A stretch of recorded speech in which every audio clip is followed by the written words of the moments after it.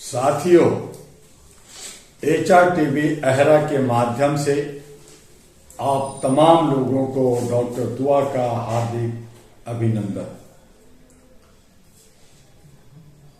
आज महापर्व, आज बसंत शिवरात्रि का महापर्व, जहां जय जय शिव शंकर का धूम मचा हुआ है। आस्था में डूबकर हम सब भारतवासी, और जैसा कि सरकार सत्ता कह रही है कि 70 करोड़ लोगों ने अपने पाप को गंगा में डुबकी लगा करके धोया, उसमें कितने लोगों को मोक्ष मिला ये तो भगवान जाने। हम जनता हैं, हम भोली हैं, व्यवस्था पर हम विश्वास करते हैं, जैसे भगवान पे विश्वास करते हैं। हम व्यवस्था, सत्ता और कुर्सी पे बैठे हुए लोगों पे विश्वास करते हैं। उनका कहना है कि 70 करोड़ सनातनी हिंदुत्व को मानने वाले लोग गंगा में स्नान किए। आखिरी कुंभ का जो नजारा कुंभ मेला में उत्तर प्रदेश में त्रिवेणी संगम में देखने को मिला, वो अद्भुत है। लेकिन मेरा सिर्फ ये कहना है कि स्नान कर लेने से और ये मान लेने से कि मुझे मोक्ष की प्राप्ति हो गई है, तो थोड़ा आगे बढ़कर विष्णुपथ गया में जाकर बैतरणी भी पार कर लें ताकि स्वर्ग की प्राप्ति हो जाए।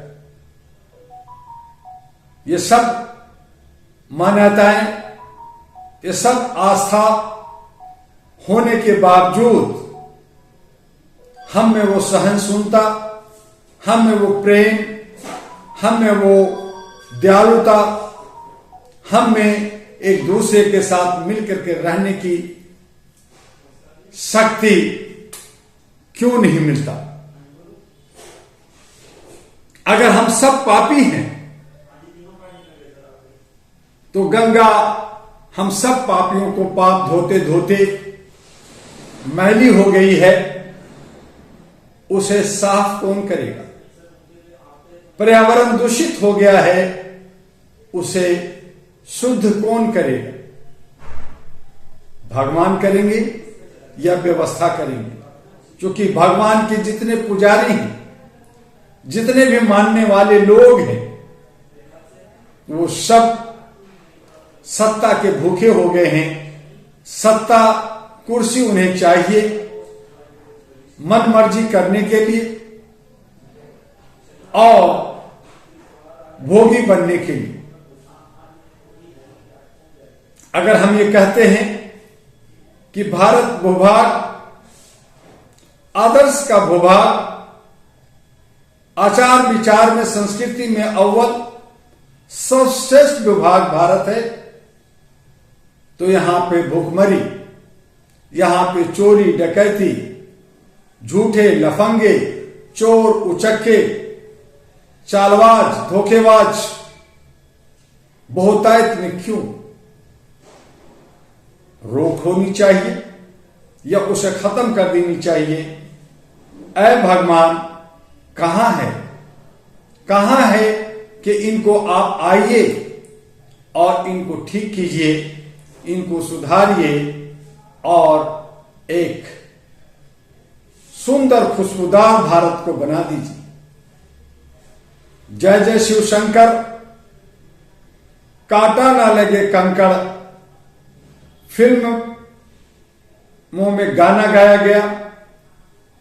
मैं उसी के मार्फत से कहना चाहता हूं कि हमें मस्त कर दीजिए सामाजिक सौहार्द में, हमें मस्त कर दीजिए एका और प्रेम में।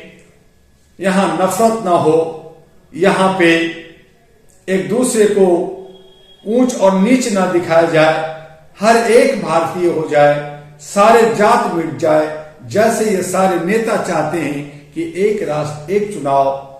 तो फिर चुनाव खुला हो, एक राष्ट्र एक पहचान हो, एक राष्ट्र एक जात हो, एक राष्ट्र एक एजुकेशन हो, एक राष्ट्र एक ड्रेस कोड हो, एक राष्ट्र।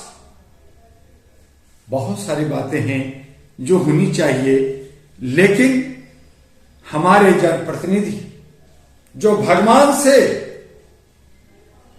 अपने को ऊपर मानते हैं,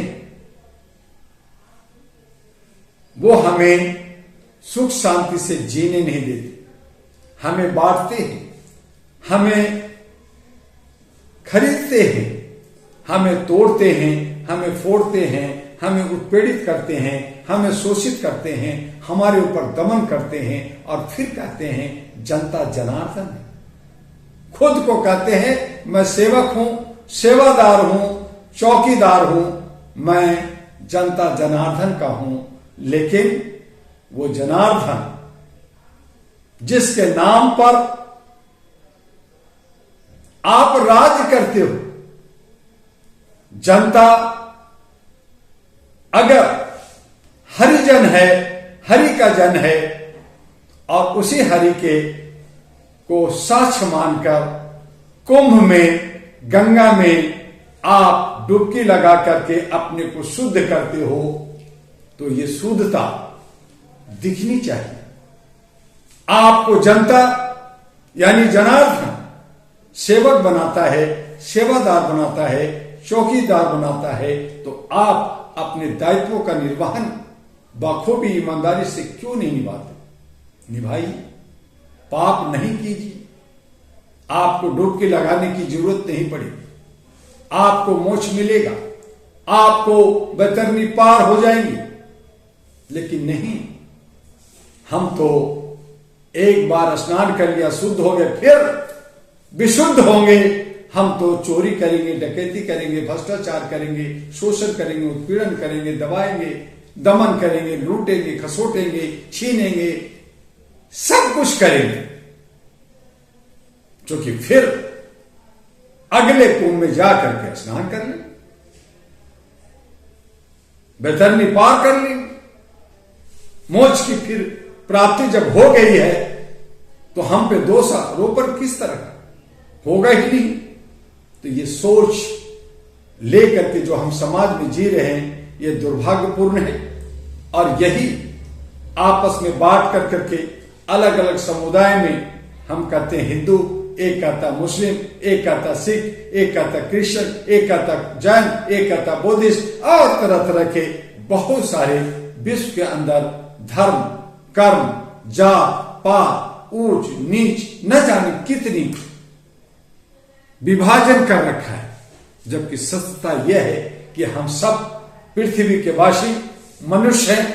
मनुष्यता होनी चाहिए, मानवता होनी चाहिए, इंसानियत और ह्यूमैनिटी होनी चाहिए। भाषा चाहे कोई भी हो, रंग चाहे कैसा भी हो, हम सब मानव हैं और मानव होने के नाते मानवीय मूल्यों को समझते हुए उसके हक, अधिकार और दायित्वों का निर्वहन हम लोग ईमानदारी के साथ करें, तो मैं समझता हूं कि पृथ्वी से बेहतर कोई और ग्रह नहीं हो सकता। और हम सब सभी मानव सही माने में मोक्ष प्राप्ति के हकदार होंगे, सभी स्वर्ग में रहेंगे।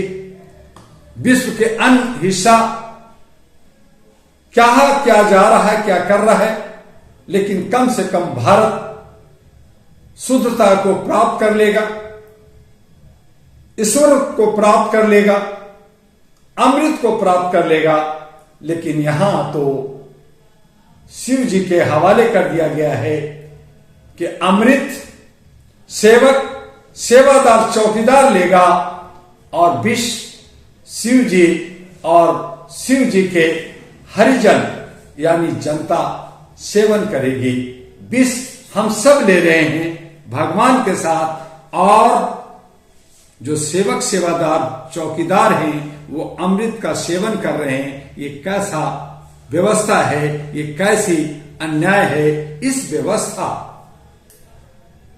को जो गजब की जो व्यवस्था है, हमें कहना है कि भोली है जनता, गजब की व्यवस्था।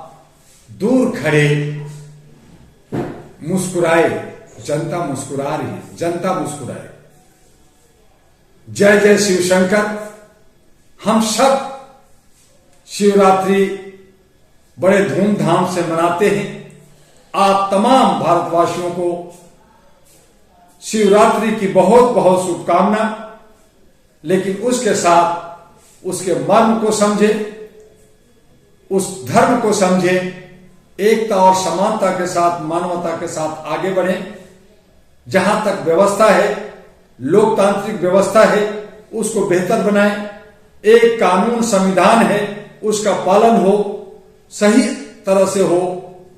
और हमारे जो जनप्रतिनिधि, हमारे जो नौकर, जो सेवादार, सेवक, चौकीदार, ब्यूरोक्रेट्स, न्यायपालिका, कार्यपालिका, मीडिया, सिक्योरिटी और जितने भी स्वयंसेवी संगठन हैं, वो ईमानदारी के साथ अपने दायित्वों का निर्वहन करें तो एक भारत खुशहाल बगिया बन सकता है। जहां जहां चुनाव होते हैं, दोगले लोग, चालबाज लोग, जो पुराने लोग हैं, जो हमें बार बार ठगते हैं और सत्ता में बने रहते हैं, उन्हें दूर करना होगा। नए युवा युवती को जो देशभक्त में ओतप्रोत है, जो सामाजिक काम करते हैं, अच्छी सोच रखते हैं, उन्हें आगे आना चाहिए, उनको आगे लाना चाहिए। और ये सब हमारे बुद्धिजीवियों और हमारे तमाम लोगों को जो पार्टियां बना करके खेल खेल रहे हैं, उन्हें एका बनाना होगा और समृद्धि की तरफ बढ़ना होगा। बस आज इतना ही। फिर हम आपसे मिलेंगे। आपका डॉक्टर एमयू दुआ आहरा और एनपी का राष्ट्रीय अध्यक्ष। जय हिंद, जय भारत, जय जय शिव शंकर।